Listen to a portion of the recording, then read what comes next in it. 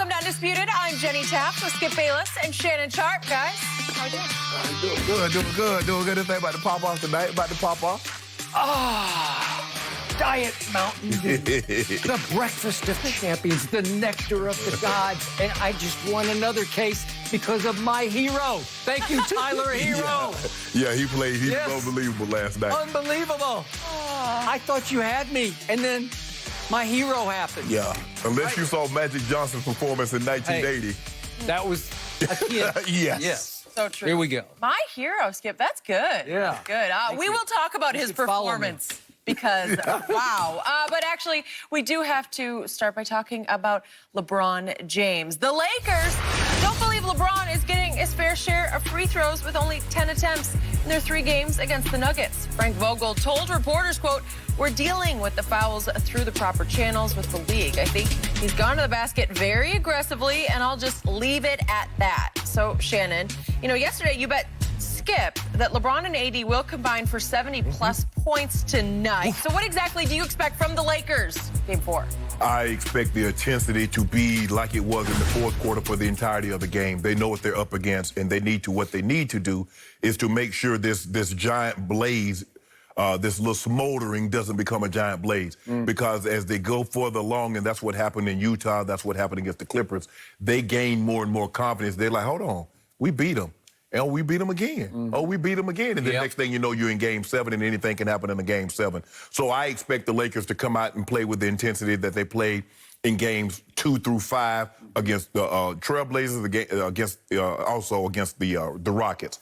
Skip, it's unacceptable for the Lakers to lose the rebounding battle by 17. The Lakers are the biggest team in basketball. When you consider they have AD at 6'10", Dwight Howard at 6'10", 6'10 and a half, and you have 7-foot-tall JaVale, and you have 6'8 and a half, 6'9" LeBron James, there's no way. I understand if you lose the rebounding battle by 1 or 2.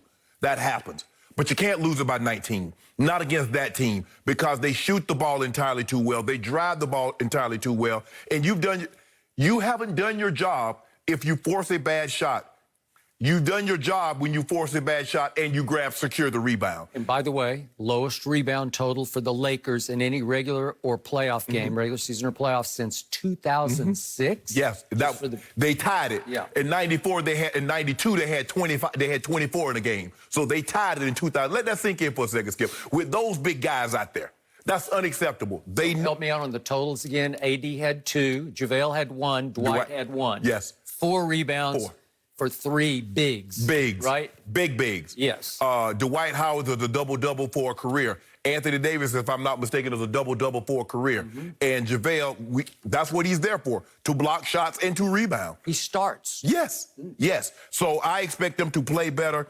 And, Skip, the reason why I said the AD and LeBron need to have 70, because I'm not sure where that third is going to come from. So it's revolving. Sometimes it's Caruso, sometimes it's Rondo, sometimes it's Kuzma.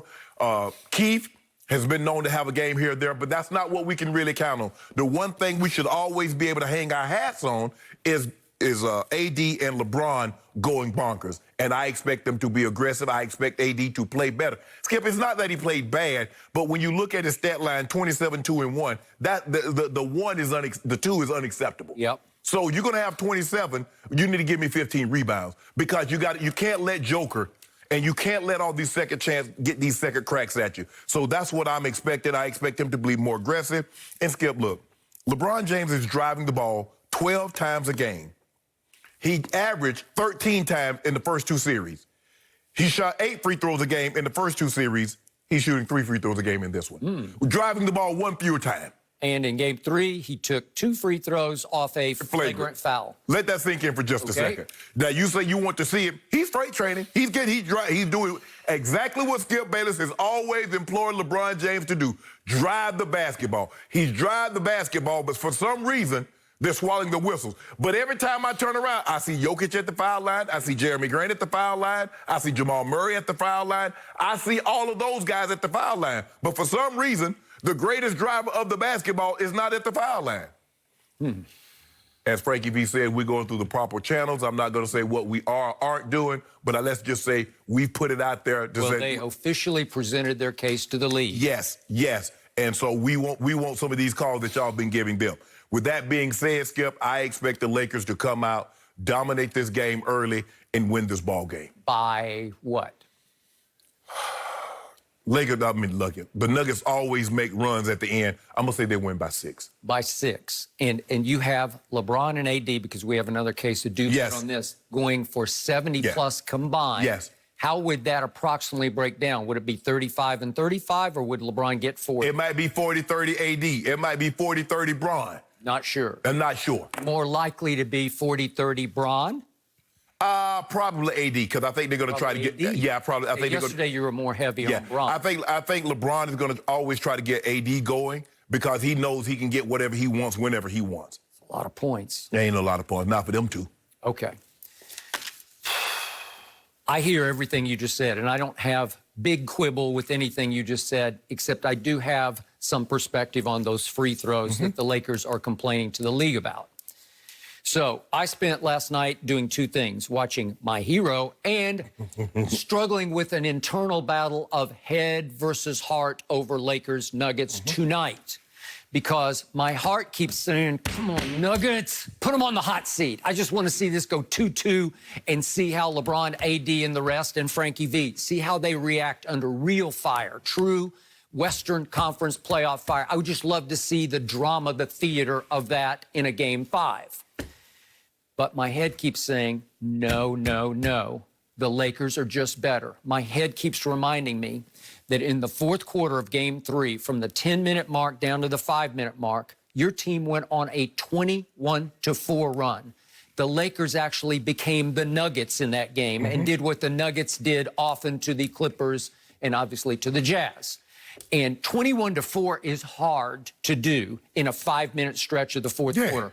21-4, and your man had 11 of those points, and it started with the 3 that seemed inconsequential at that moment. Right. But then he goes break dunk, break dunk, break dunk, and that was electrifying LeBron at his most impactful. Where for that stretch he took that game over, and I believe he hit the wall a little bit physically because how old is he? 35.